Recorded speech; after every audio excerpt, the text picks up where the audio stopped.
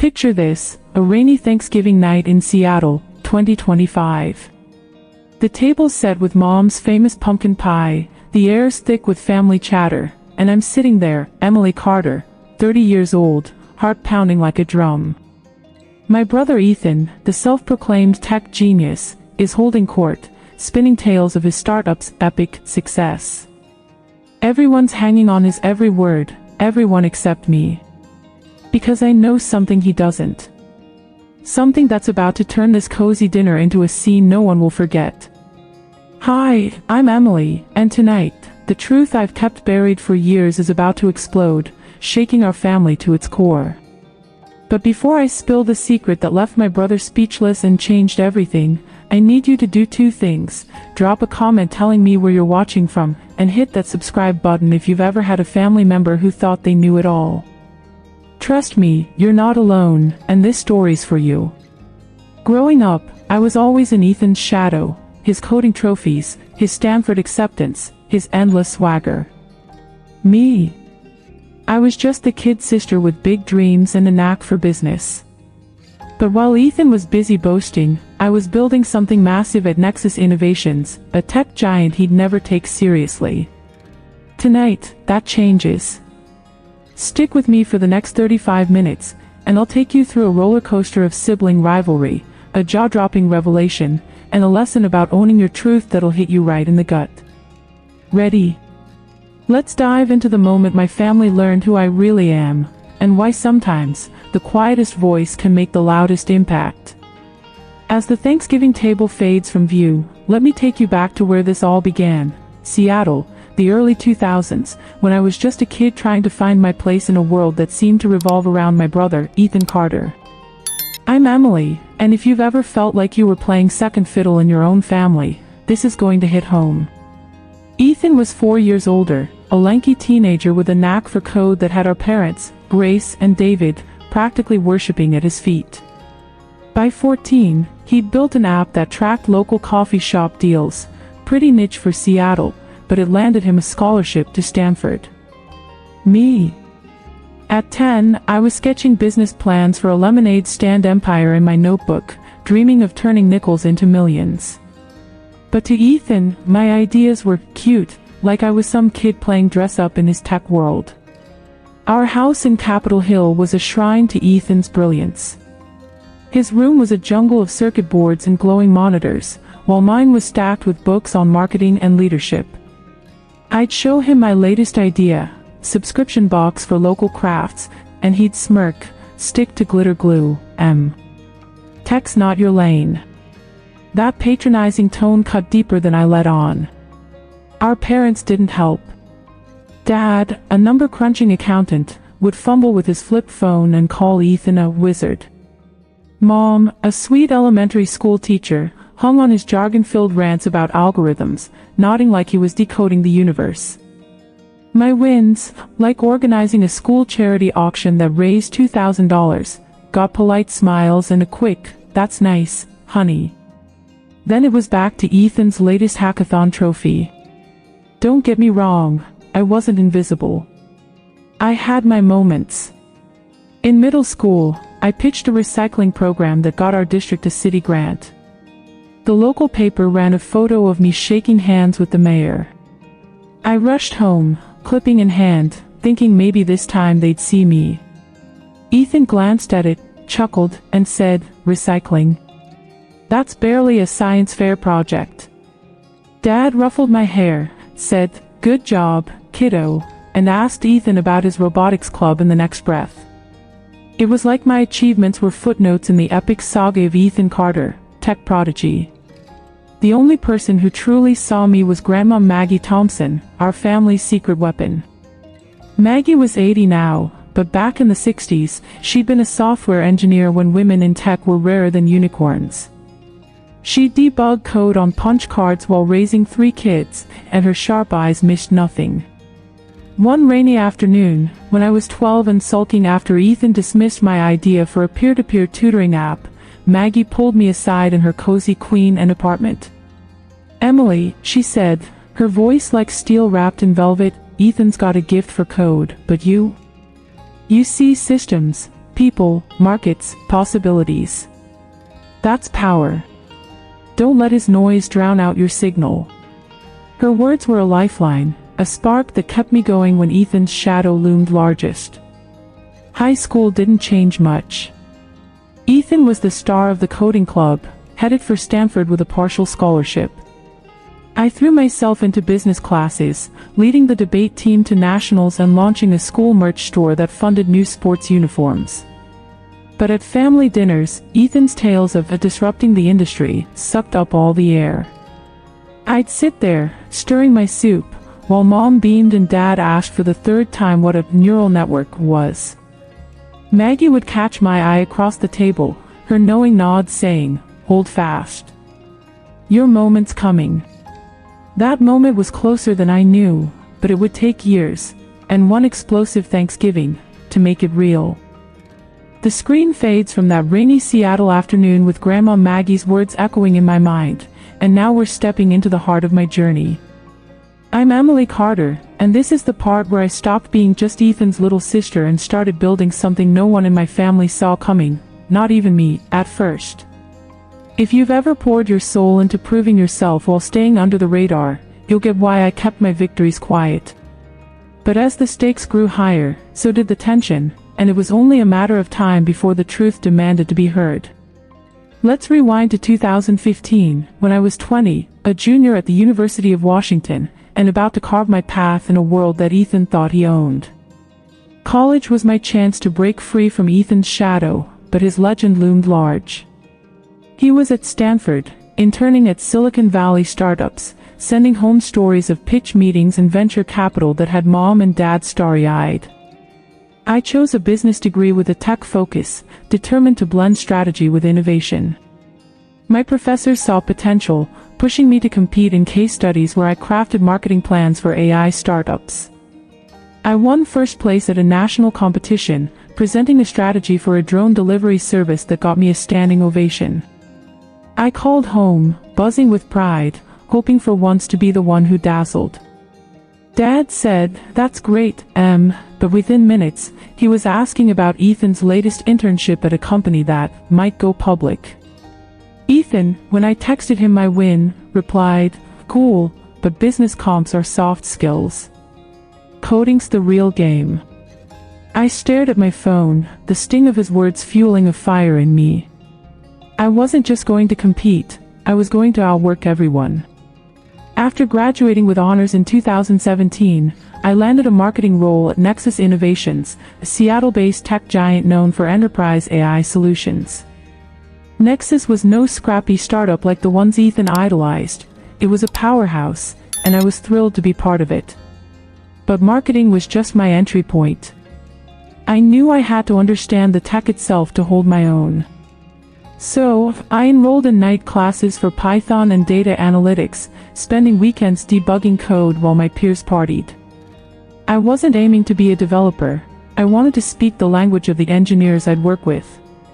My first year, I pitched a campaign that boosted Nexus's flagship product by 15% in market share.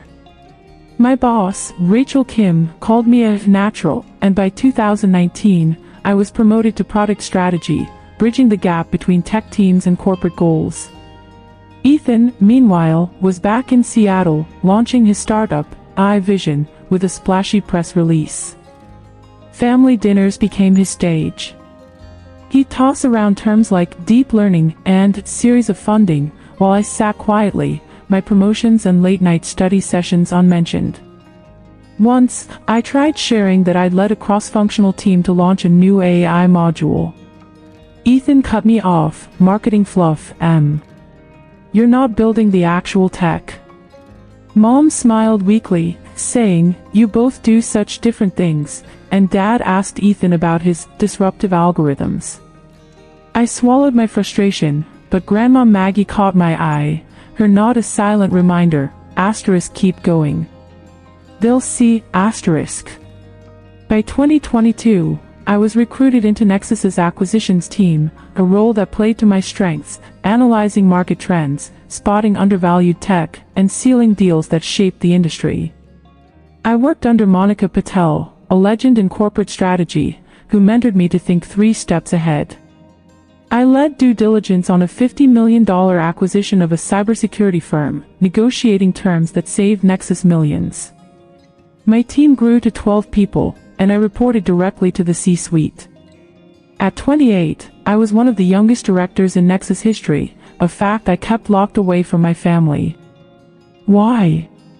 Because every time I tried to share, Ethan's voice drowned me out. At a 2023 4th of July barbecue, he bragged about AI vision's game-changing facial recognition tech, implying my job at Nexus was just pushing paper for corporates. I smiled, said nothing, and helped Mom with the potato salad. Maggie pulled me aside later, her voice low. "You're playing chess, Emily, while he's shouting about checkers. Your board's bigger than he knows." The secrecy wasn't just about Ethan. I'd learned to protect myself. Family gatherings were a minefield, Ethan's ego, my parents' oblivious pride in him, and my own fear of being dismissed again. So I built my empire in silence, pouring my energy into Nexus. By 2025, I was Director of Strategic Acquisitions, overseeing a $200 million portfolio. My team scouted startups with cutting-edge tech but shaky finances, the kind of companies Nexus could absorb to stay ahead. I loved the work, dissecting balance sheets, grilling founders, and crafting deals that turned potential into profit. But with every step up, the gap between my reality and my family's perception widened.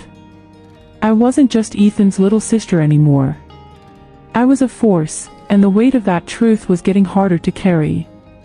That weight grew unbearable one summer evening in 2025, when I got a call from Sarah Nguyen, my best friend and a yoga instructor who'd seen me through countless family frustrations. We were sipping iced tea on her Fremont balcony, the Seattle skyline glinting in the distance. Why don't you tell them?" she asked, her voice gentle but firm. "You're running circles around Ethan, and they don't even know." I sighed, tracing the rim of my glass. "Because he'll turn it into a competition, and I'll still lose. He's the tech guy. I'm just me." Sarah leaned forward, eyes fierce. "You're not just anything. You're Emily freaking Carter. Own it." Her words echoed Maggie's, and for the first time, I felt a spark of defiance. Maybe Sarah was right. Maybe it was time to stop hiding. That spark became a flame as Thanksgiving approached. I knew Ethan would be there, hyping AI Vision's latest triumph. I knew Mom and Dad would hang on his every word. And I knew Maggie would be watching, waiting for me to make my move. What I didn't know was that Nexus was about to throw a curveball that would make this Thanksgiving the most explosive one yet, a curveball that would force me to choose between silence and a truth so big it could rewrite our family story. If you've ever had to hide your light to keep the peace, I want to hear about it. Drop your story in the comments below. Because what happened next? It's proof that sometimes, the quietest battles lead to the loudest victories. The screen shifts from the warm glow of Sarah's balcony, where her words, "Own it," still linger, to the sleek, glass-walled offices of Nexus Innovations in downtown Seattle, summer 2025.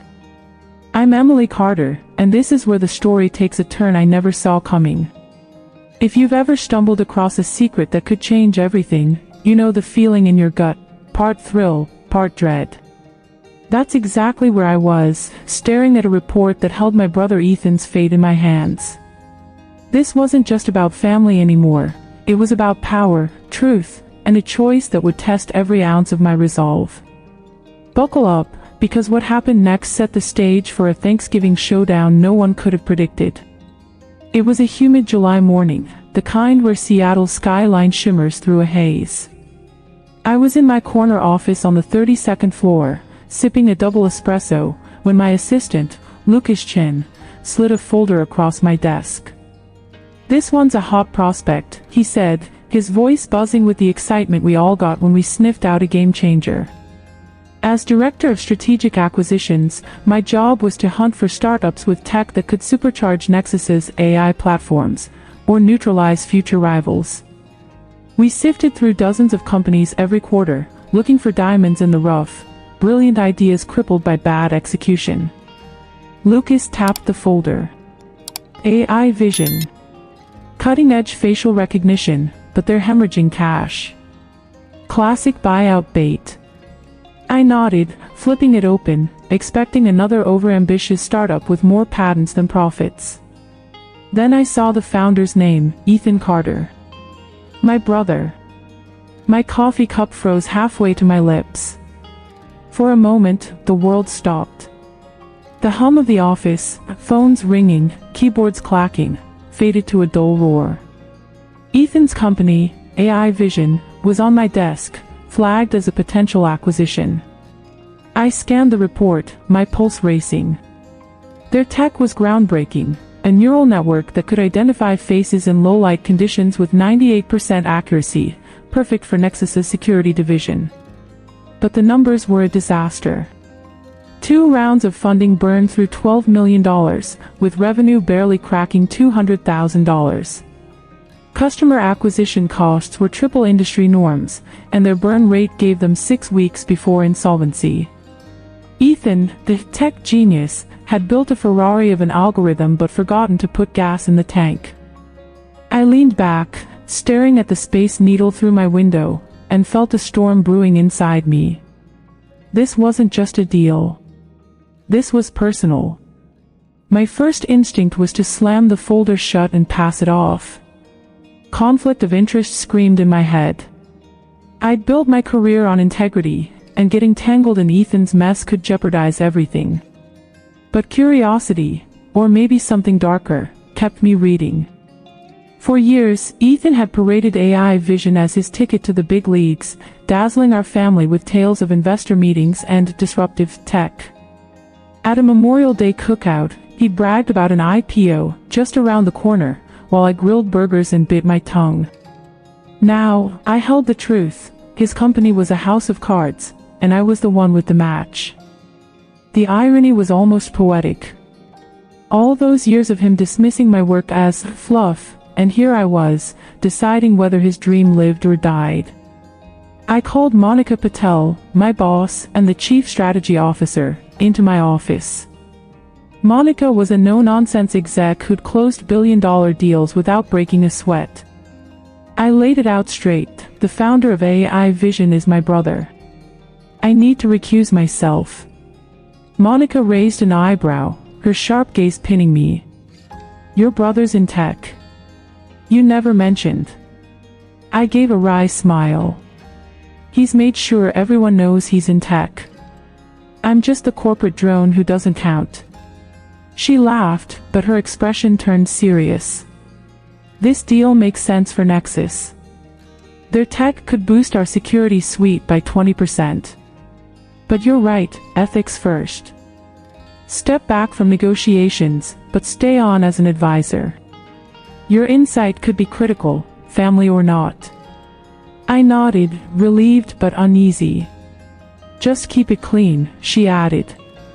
Document everything. No favoritism, no sabotage. For the next 2 months, I watched from the sidelines as our team dissected AI Vision. The deeper they dug, the worse it looked. Ethan's engineers were top tier, but his business strategy was a patchwork of buzzwords and bad bets. He'd sunk millions into flashy demos for investors while neglecting basic market research. His marketing team, 2 overworked interns, churned out generic social media posts that flopped. The report I'd read was generous. AI Vision wasn't just struggling, it was on life support. Yet, I found myself oddly protective. Ethan's tech was brilliant, and his team deserved a shot. I submitted a memo advocating for the acquisition, emphasizing the IP's value and potential under Nexus's resources. Monica approved it, and negotiations began. The deal was set to close a week before Thanksgiving, with Ethan signing on as a technical lead for a year, reporting to a manager who, unbeknownst to him, reported to me. What struck me most was Ethan's obliviousness. During a family brunch in August, he strutted into Mom and Dad's Bellevue backyard, all swagger, boasting about AI visions and strategic partnerships. I sipped my mimosa, knowing his company's bank account was drier than the salmon on the grill. He tossed a barb my way. "Still at Nexus, M? Bet you're drowning in spreadsheets." I smiled, said something like that, and changed the subject. Maggie, slicing watermelon nearby, shot me a look that said, he has no idea, and he didn't. Not about my role, not about his company's fate, not about the storm brewing. I could have told him then, but something held me back. Maybe it was fear of his reaction. Maybe it was the thrill of holding a card he didn't know existed. As the deal finalized, I confided in Sarah over late-night tacos at a Capitol Hill food truck. "What if I tell him at Thanksgiving?" I asked, my voice barely above a whisper. "Just lay it all out."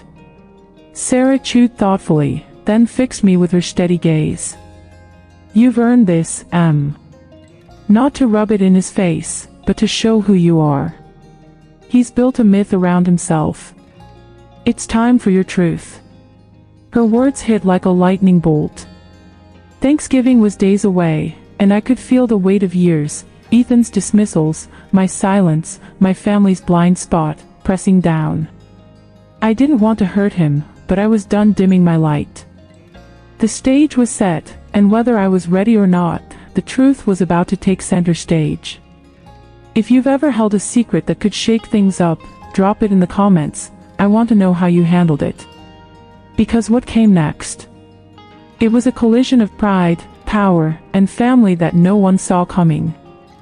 The sleek Nexus office fades, replaced by the warm, golden glow of my parents' dining room in Bellevue, Washington, on Thanksgiving Day, 2025. I'm Emily Carter, and if you've been following this story, you know the bomb I'm carrying, a secret about my brother Ethan's failing startup, iVision, and my role in its acquisition by Nexus Innovations. Tonight, that secret is a live wire, crackling with potential to either burn down old family patterns or light a new path. As I sit at the table, surrounded by the clink of crystal glasses and the aroma of roasted turkey, the tension is thicker than Mom's gravy. This is where years of Ethan's arrogance and my silence collide, and trust me, it's about to get messy. If you've ever sat through a family dinner where every word felt like a landmine, you'll know exactly why my heart's racing. The dining room is a picture of Thanksgiving perfection. Mom, Grace, has outdone herself. A honey-glazed turkey glistens at the center, flanked by cranberry sauce, mashed potatoes whipped to creamy peaks, and her signature cornbread stuffing that takes 2 days to prep. Dad, David, polishes his glasses, ready to carve the bird with the precision of the accountant he used to be. Grandma Maggie Thompson, our sharp-witted matriarch, sits at one end, her silver hair catching the chandelier's light, her eyes scanning the room like a hawk. Sarah Nguyen, my best friend and honorary family member, is next to me, her calm yoga teacher vibe a quiet anchor. Across the table, Ethan, 34, lounges with the confidence of a tech bro who thinks he's already won the game. His wife, Lily, a soft-spoken graphic designer, smiles politely beside him, though I catch a flicker of strain in her eyes. The rest of the family, Uncle Tom, Aunt Claire, and their teenage twins, fill out the table, chattering about football and Black Friday sales. As we pass dishes, Ethan seizes the spotlight, his voice cutting through the small talk like a blade. "So, Dad," he says, piling stuffing onto his plate, iVision just pulled off a major move. "We got acquired, biggest deal in our sector this year." He leans back, smirking, as if he's just dropped a mic. Mom gasps, delighted. "Ethan, that's incredible. Who bought it?" Ethan waves a hand, casual but calculated. "A corporate player. Doesn't matter. Point is, I timed the exit perfectly. Cash out, move on, disrupt again." Dad beams, his knife pausing mid-carve. "That's my boy. Always a step ahead." I grip my fork, the metal cold against my palm, as Ethan spins his tale. iVision wasn't exited by his genius, it was saved from collapse by Nexus, under my watch. But he doesn't know that, and the lie sits heavy in my throat. Maggie catches my eye, her lips twitching with a knowing smirk. She takes a slow sip of wine, then says, "Sounds like quite a story, Ethan. Care to share the details?" Her tone is light, but there's a razor's edge to it, and I feel my stomach twist. Ethan shrugs, undeterred. "Details are boring, Grandma. Let's just say I played the game and won." He turns to me, his grin sharp. "Right, You wouldn't get the tech side, but you're probably used to pushing papers at Nexus." The jab lands like a punch, and Sarah's hand brushes mine under the table, a silent steady now. I force a smile, my voice even. "I manage, Ethan." He chuckles, turning back to Dad. "Nexus is fine for corporate types, but startups are where the real action is. Innovation, not bureaucracy." The table hums with murmurs of agreement, and I feel the old, familiar weight of being overlooked. Mom tries to pivot. "Emily's doing well at Nexus, too. Haven't you been promoted, sweetheart?" I nod, but before I can speak, Ethan jumps in. "Yeah, marketing, right?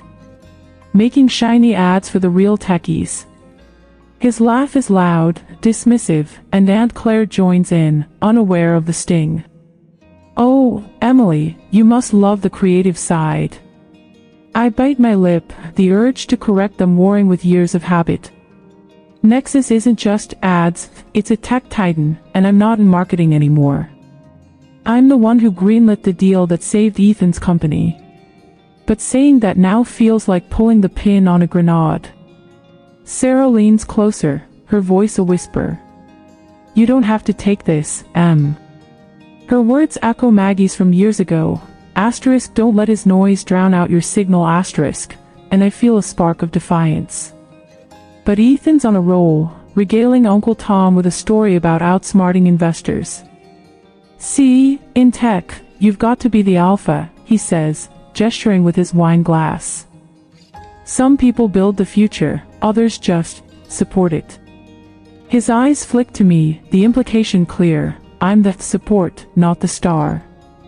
Maggie sets her glass down with a deliberate clink, her gaze locking onto Ethan. "That's an interesting theory," she says, her voice cutting through his bravado. "Emily, why don't you tell us what you do at Nexus? I'm sure it's more than supporting." The room quiets, all eyes on me. Ethan snorts, leaning back with a smirk. "What, PowerPoints and coffee runs?" The twins giggle, and Dad shifts uncomfortably, sensing the shift. My pulse hammers, and for a moment, I'm 10 again, showing Ethan my lemonade stand plan only to hear, "Stick to glitter glue." But I'm not that kid anymore. I'm 30, a director at one of the biggest tech firms in the world, and I'm done letting Ethan rewrite my story. Sarah's hand squeezes mine, and Maggie's steady gaze feels like a challenge. "Speak, or forever hold your peace." I take a breath, my voice low but firm. "Actually, Ethan, I don't make PowerPoints. I run acquisitions. I decide which companies Nexus buys, and which ones we let fail." The words hang in the air, sharp and heavy.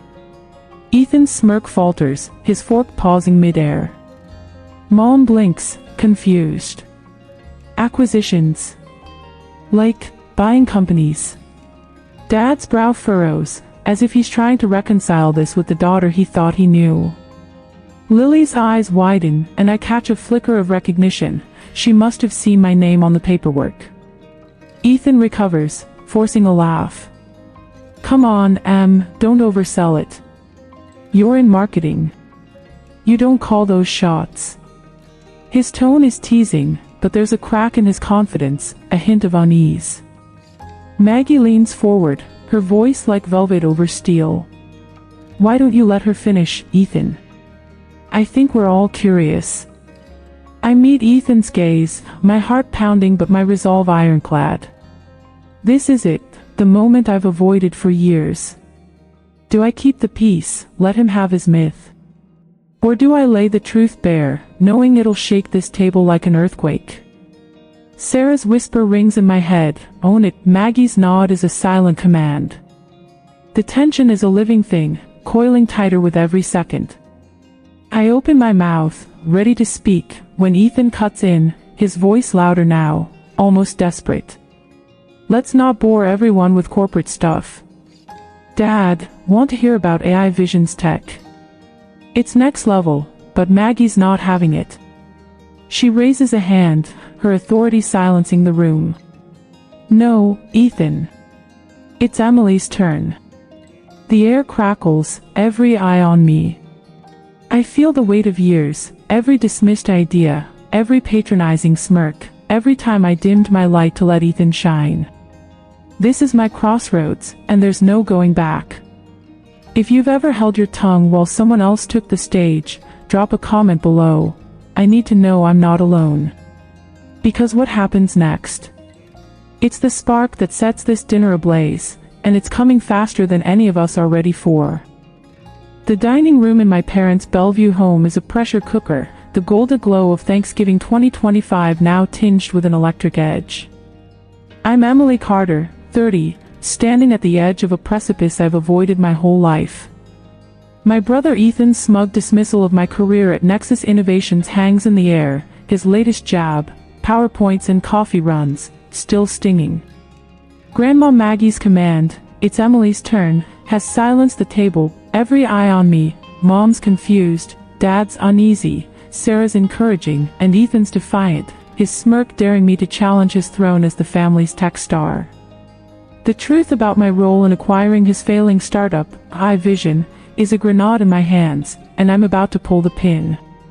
If you've ever had to speak a truth that could shatter everything, you know the way my heart's hammering. This is the moment it all explodes. I take a slow breath, my voice steady despite the storm inside. Ethan, I'm not in marketing. I haven't been for years. I'm the Director of Strategic Acquisitions at Nexus Innovations.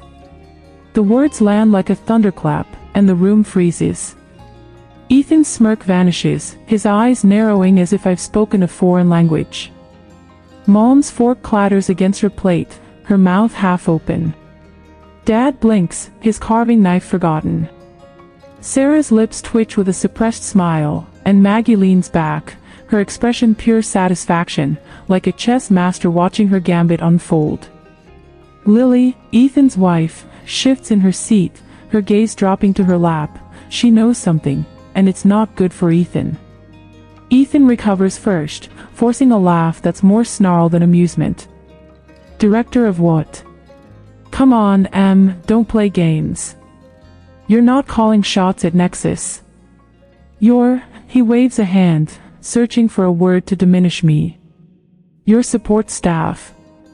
The condescension drips, and I feel the old urge to retreat, to let him have this moment.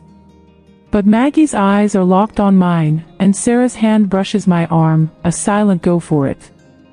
I straighten, my voice cutting through his bravado. I decide which companies Nexus buys, Ethan. Like AI Vision. Your company. The room gasps as one.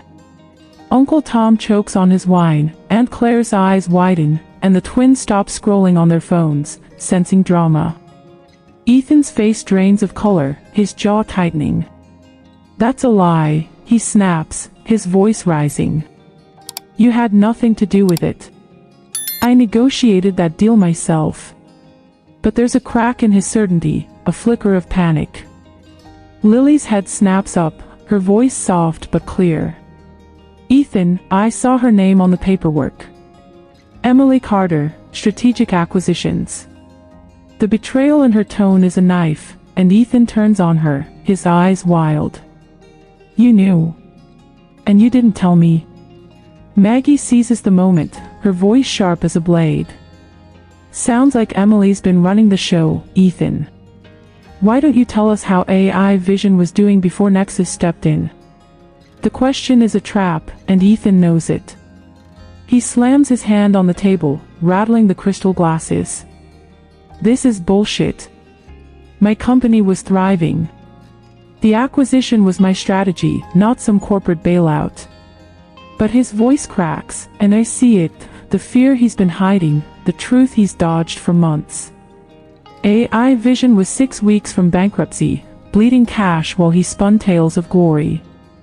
I stand, my chair scraping against the hardwood, and every eye follows me. Ethan, stop, I say, my voice calm but unyielding. AI Vision was drowning. You had $12 million in debt, no revenue stream, and a burn rate that gave you less than 2 months. Nexus bought your tech because it's brilliant, but your business was a mess. I flagged your company as a target. I advised on the deal. And I made sure your team, your engineers, your coders, kept their jobs.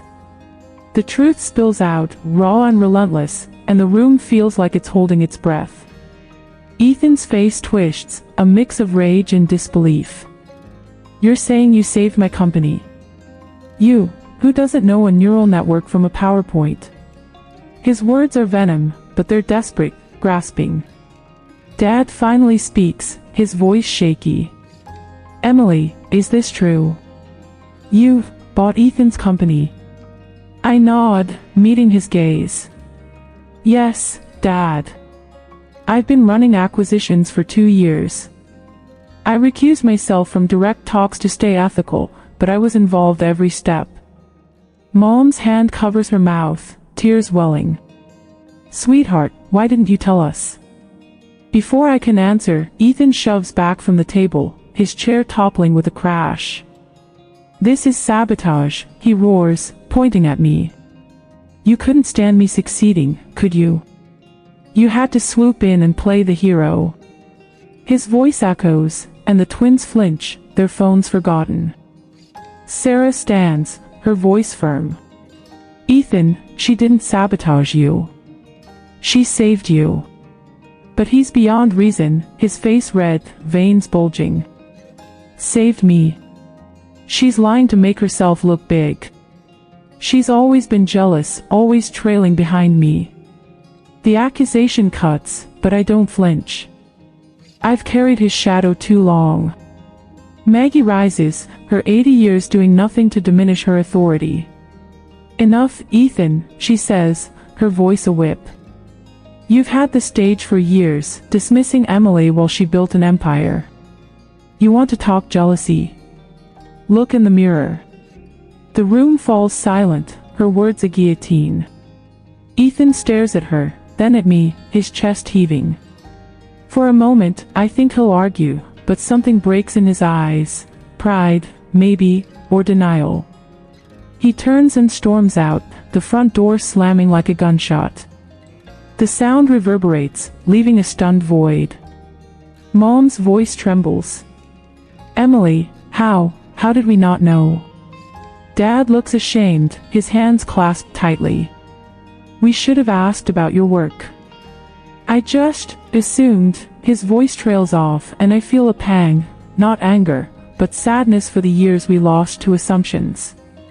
Aunt Claire reaches for my hand. Honey, you're running acquisitions. That's huge. The twins, wide-eyed, whisper, she's like a boss. Sarah grins, and Maggie toasts me with her wine glass, her smile triumphant. But the victory feels hollow with Ethan gone, his absence a wound in the room. I sink back into my chair, the weight of the moment settling. I didn't want to humiliate him, but the truth had its own momentum. Years of being sidelined, of swallowing his jabs, had built to this. I look at Lily, who's staring at her plate, tears in her eyes. I'm sorry, I say softly. I didn't want it to come out like this. She nods, barely audible. He needed to hear it. The family sits in silence, processing a new reality. I'm not the little sister anymore. I'm the one who held the cards, and the game has changed. If you've ever had to drop a truth that turned everything upside down, I want to hear it. Share your story in the comments. Because this moment, as raw as it was just the beginning. Ethan's out there, and I know this isn't over. What happens next will test us all, family, pride, and the courage to face what's real. The dining room's golden glow fades, replaced by the damp chill of a Seattle night, Thanksgiving 2025. Rain patters softly on the roof of my parents' Bellevue home, a muted counterpoint to the storm that just erupted inside. I'm Emily Carter, 30, standing in the aftermath of a truth that shattered my family's carefully curated narrative. My brother Ethan, the self-anointed tech prodigy, stormed out after I revealed my role as Director of Strategic Acquisitions at Nexus Innovations, and how I orchestrated the buyout that saved his failing startup, iVision. The front door's slam still echoes in my mind, a punctuation mark on years of his arrogance and my silence. Now, I'm stepping onto the porch where he's retreated, the weight of our history pressing down. If you've ever faced someone you love across a chasm of hurt, you know the stakes here. This isn't just a conversation, it's a reckoning, and it could either break us or begin to heal what's been broken. The porch is a small, covered refuge, its wooden boards slick with rain. A single bulb casts a weak glow, painting Ethan's silhouette in stark relief. He's hunched on the steps, elbows on his knees, staring into the dark street where streetlights blur in the drizzle. His usual swagger is gone, replaced by a rawness I haven't seen since we were kids, when he'd sneak into my room after a nightmare, admitting he was scared. That memory flickers, but I push it down. This isn't the Ethan who trusted me then. This is the man who spent years dismissing me, and I'm not here to coddle him. Still, my heart twists, anger and empathy tangled in a knot I can't unravel. I step forward, my boots thudding softly on the wood. Ethan doesn't look up, but his shoulders tense, sensing me. Come to gloat, he mutters, his voice low and jagged, like broken glass. The accusation stings, but I keep my tone even, sitting on the step beside him, leaving a careful gap between us. No, Ethan. I came to talk. Really talk, for once. He snorts, a humorless sound, and finally glances at me. His eyes, usually sharp with confidence, are clouded with something I don't expect, vulnerability. What's there to talk about? You won. You got to play the big shot and make me look like a fool. The rain picks up, drumming a steady rhythm, and I pull my jacket tighter. This isn't about winning, I say, my voice firm but not cruel. It's about the truth. For years, you've acted like I'm some wannabe tagging along in your world. But I've been building my own, and I'm done letting you pretend it doesn't exist. He flinches, and I press on, the words spilling out after too long in the dark. You called my work fluff, said I couldn't handle real tech. But I'm the one who saw iVision's potential when you were burning through cash. I'm the one who made sure your team didn't lose everything. Ethan's hands clench, his knuckles white. So, what? I'm supposed to thank you for swooping in and stealing my company. His voice rises, cracking with a mix of anger and shame. You think you're the hero here, Em? You humiliated me in front of everyone. The accusation hits hard, and for a moment, I waver. Did I go too far? But then I remember Maggie's words, asterisk, don't let his noise drown out your signal, asterisk, and Sarah's push to own my truth. I shake my head, meeting his glare. I didn't steal anything. Your company was 6 weeks from bankruptcy. You had no revenue, no plan. I didn't humiliate you, Ethan. You did that to yourself by lying about how thriving iVision was. He springs to his feet, pacing the narrow porch, his boots splashing in shallow puddles. You don't get it, do you? He snaps, turning to face me, his face half lit by the bulb. This wasn't just a company. It was me. My whole life, I've been the guy who makes things happen, the one everyone looks to. Mom, Dad, the whole damn family, they saw me as the star. And now you're telling me I failed, and you're the one who fixed it. His voice breaks, and I see it, the fear beneath his bravado, the weight of an identity built on being untouchable. It's a glimpse of the Ethan I used to know, the one who'd stay up late teaching me how to use his old Game Boy, before competition drove a wedge between us. I stand, closing the gap, my voice softer but unyielding. Ethan, you didn't fail. Your tech is incredible. Nexus wouldn't have touched AI vision if it wasn't. But a company isn't just code.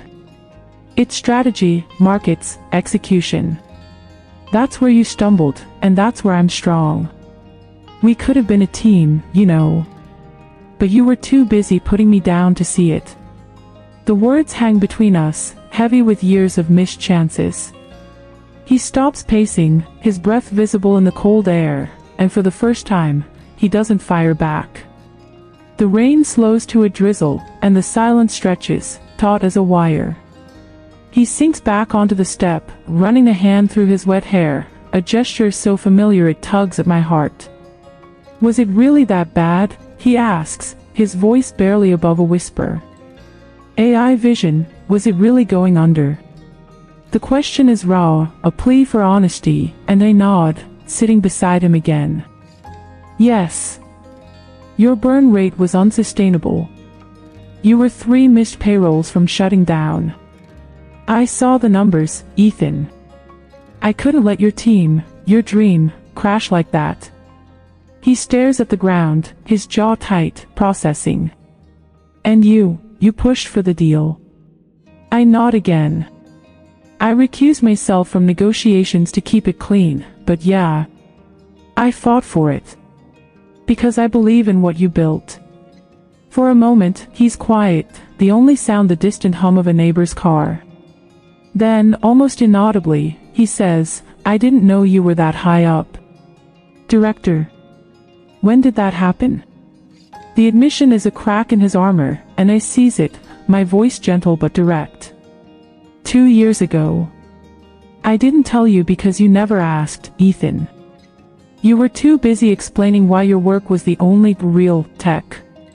Every dinner, every holiday, it was your stage. When was I supposed to say, hey, I'm kind of a big deal too? He winces, and I see the weight of his own words reflected back. I've been an ass, haven't I? He says, the bluntness startling a small laugh from me. Yeah, I say, meeting his eyes. You really have. But there's no venom in it, just truth. He looks away, rubbing his hands together, then speaks, his voice low. I'm sorry, I didn't see you. Not really. I was so caught up in being the guy everyone expected, I didn't think you could. He trails off, but I finish for him. Could outshine you. He nods, almost imperceptibly, and the admission feels like a bridge, fragile but real. I take a risk, my voice tentative. There's a place for you at Nexus, you know. Your contract as a technical lead, it's a chance to rebuild, to learn the business side. We could work together, Ethan. Not as rivals, but as partners. He looks at me, surprise flickering in his eyes, then a ghost of a smile. Partners. With my little sister. The tease is light, the first hint of the old Ethan, the one I used to idolize. With someone who knows her stuff, I counter, smiling back. Take the job. Learn from it. You're too good to let pride hold you back. He nods slowly, the rain now a faint mist. I'll think about it, he says, and it's not a promise, but it's enough. We sit in silence, the porch creaking under us, and for the first time in years, it's not a hostile quiet. It's progress, raw and unsteady, but progress. We should go back in, I say finally, standing. Mom's probably freaking out. He chuckles, a real sound, and stands too. Yeah. This is gonna be awkward as hell. I grin. Maybe. But it's honest. As we turn toward the door, I glance at him. No more pretending, okay? He meets my gaze, his expression serious. No more pretending. If you've ever had a moment where you and someone you love finally saw each other clearly, drop it in the comments. Because this porch, this night, it's where Ethan and I started to rebuild, and what comes next will show if we can keep it real. The rain-soaked porch fades, and we're back in the warm, softly lit dining room of my parents' Bellevue home, Thanksgiving 2025. I'm Emily Carter, 30, standing at the threshold with my brother Ethan, both of us raw from our porch confrontation where truths were laid bare. My revelation as Director of Strategic Acquisitions at Nexus Innovations, and my role in saving Ethan's failing startup, iVision, shattered the family's long-held myth of him as the sole tech star. Our tentative truce outside feels like a fragile bridge, and now, stepping back into this room, I'm bracing for what comes next. If you've ever walked into a family moment where everything shifted, you know the air feels different, charged, uncertain, but ripe with possibility. This is where our family either fractures or finds a new way forward, and every eye is on us. The dining room is quieter now, the clatter of forks and chatter replaced by a tense hush. The Thanksgiving spread, turkey, stuffing, cranberry sauce, sits half-eaten, the crystal glasses catching the chandelier's glow.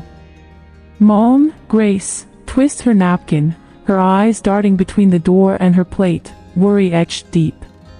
Dad, David, sits rigid, his accountant's precision no match for this emotional chaos. Grandma Maggie Thompson, our 80-year-old firebrand, sips her wine with a calm that belies her role in igniting this reckoning. Sarah and Gwyn, my best friend, offers a small, encouraging nod from her seat. Aunt Claire, Uncle Tom, and their twins watch us like we're characters in a drama unfolding live. Lily, Ethan's wife, stares at her hands, her silence heavy with unspoken loyalty to him. As Ethan and I step inside, the room holds its breath. I feel the weight of their gazes, a mix of shock, curiosity, and something new, respect, maybe, or at least the start of it. Ethan clears his throat, his usual swagger absent, and takes his seat, his chair scraping softly. I sit beside Sarah, my heart still racing from our porch talk. Mom's voice breaks the silence, trembling but urgent. Are you two, okay? Her question is a plea, and I glance at Ethan, who nods slightly, giving me the floor. We're working on it, I say, my voice steady but warm. We needed to clear some things up. Maggie sets her glass down with a deliberate clink, her eyes twinkling. Good. Because this family's overdue for some clarity. Her words land like a gavel, and Dad shifts, his face etched with guilt. Emily, he starts, his voice rough, I had no idea you were, well, running things at Nexus. Why didn't we know? The question stings, not for its accusation but for its truth. I've hidden my success to avoid Ethan's spotlight, and they've let his narrative dominate. I take a breath, choosing honesty over blame. I didn't tell you because it was easier to stay quiet. Ethan's always been the tech star, and I got used to being in the background. Mom's eyes well up, her napkin now a crumpled bowl. Sweetheart, we should have asked. I just thought you were happy in marketing, and she stops, realizing how little she knew. Aunt Claire leans forward, her voice soft. Emily, you're buying companies. That's incredible. We had no clue you were such a powerhouse. The twins, usually glued to their phones, nod, one muttering, that's, like, next level. The praise feels foreign, almost overwhelming, after years of being overlooked. Sarah squeezes my hand under the table, her smile saying, you've earned this. Ethan shifts in his seat, and all eyes turn to him. He's been silent, his face a mask of conflicted emotions, pride, shame, maybe even relief. He clears his throat again, his voice low but clear. I owe you all an apology, he says, and the room stills, stunned. Ethan Carter doesn't apologize, it's not in his playbook. I've been acting like I'm the only one who matters in tech, and I was wrong. iVision wasn't thriving. It was failing, and Emily, he looks at me, his eyes meeting mine for the first time without a trace of defensiveness. Emily saved it. She saw what I couldn't, and Nexus gave us a lifeline. I didn't want to admit it, but she's the real deal. The admission lands like a seismic shift. Mom gasped softly, tears spilling over. Dad's jaw tightens, his eyes glistening with regret. Lily reaches for Ethan's hand, her expression a mix of pride and relief. She's carried the weight of his struggles, too. Uncle Tom breaks the silence, his voice gruff. That's big of you, Ethan. And Emily, damn, you're a force. The twins grin, and I feel a warmth spreading, a validation I didn't know I craved. But it's Maggie who seals the moment, raising her wine glass with a commanding grace. To Emily and Ethan, she says, her voice ringing clear. May they both shine, not one above the other, but together. The family echoes, to Emily and Ethan, glasses clinking, and for the first time, I feel seen, not as Ethan's shadow but as his equal. The moment isn't perfect. There's still tension, years of habits don't vanish in a toast. Mom's tears carry guilt, Dad's silence holds questions, and Ethan's apology, though sincere, is just a start. But it's a new dynamic, fragile but real, like a seedling breaking through concrete. I look around, my heart lighter, and catch Maggie's eye. She winks, her mission accomplished. Sarah whispers, "You did it, Em," and I smile, knowing this is only the beginning. If you've ever felt your family finally see you for who you are, drop your story in the comments. I want to hear it. Because this moment, this awakening, is where we start rewriting our story, and what comes next will show if we can live up to it.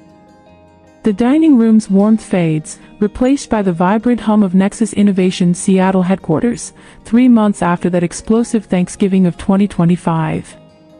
I'm Emily Carter, 30, striding through the open-plan office, where glass walls reflect the city's skyline. The family dinner reshaped our dynamic, with Ethan's apology and my emergence from his shadow marking a new chapter. Now, I'm watching that chapter unfold in a way I never dared imagine. Ethan and I, no longer rivals, but collaborators. If you've ever turned a fractured relationship into a partnership, you know the thrill and tension of this moment. Here, at Nexus, we're testing whether our truce can build something bigger than our past.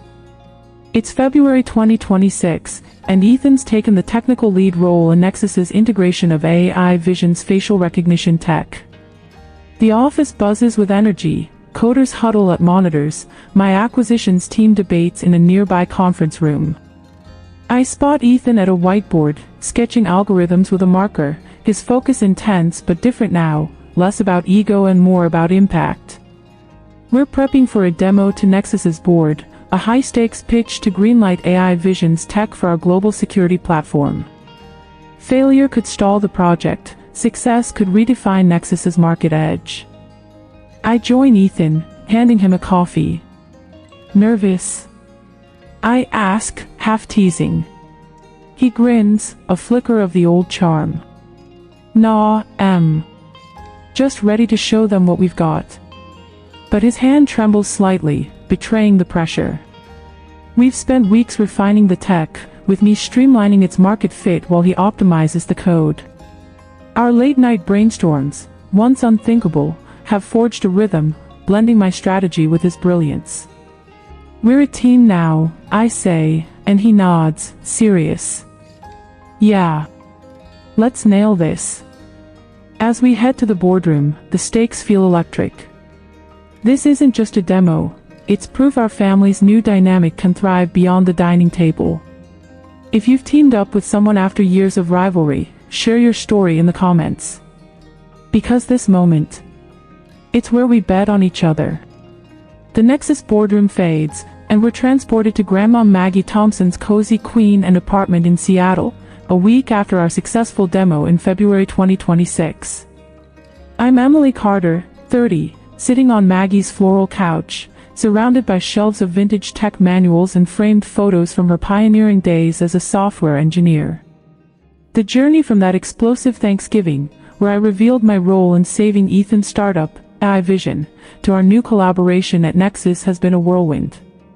Maggie's sharp nudge sparked it all, and now, I'm here to uncover the roots of her fire.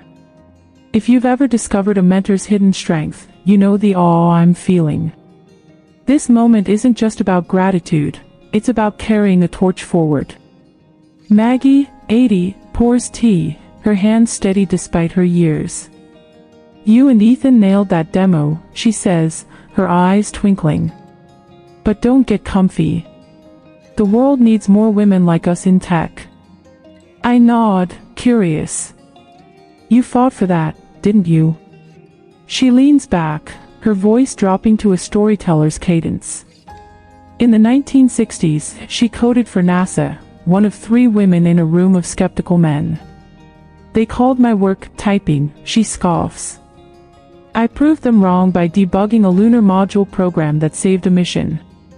Her defiance, born in an era of punch cards and prejudice, mirrors my own battle against Ethan's dismissal. You're my legacy, Emily, she says, her gaze piercing. Mentor the next generation. Don't let them dim their light. Inspired, I've started a Nexus mentorship program for young women in STEM, channeling Maggie's grit. I'll keep fighting, I promise, my voice thick with resolve. She grips my hand, her strength electric. Good. The future's yours to code. If you've been inspired by a trailblazer, share their story in the comments. This legacy lives through us. The apartment dissolves, and I'm facing the camera, Seattle's skyline behind me. This journey taught me one thing: speaking your truth is messy, scary, but it's freedom. Hiding my success to keep peace with Ethan cost me years of being seen. Don't make that mistake. In life, like in tech, authenticity fuels innovation. Try this: next time you feel overlooked, say one true thing about your worth. It's a start. I smile, energized. What truth do you need to speak? Drop it below, like this video, and subscribe for more stories of courage. Share this with someone who needs to shine unapologetically. Let's disrupt old patterns together. Behind the scenes, Ethan and I laugh, debating who's the better coder, while Maggie steals the show, quipping, "You're both amateurs next to me." The screen fades, leaving a spark of possibility.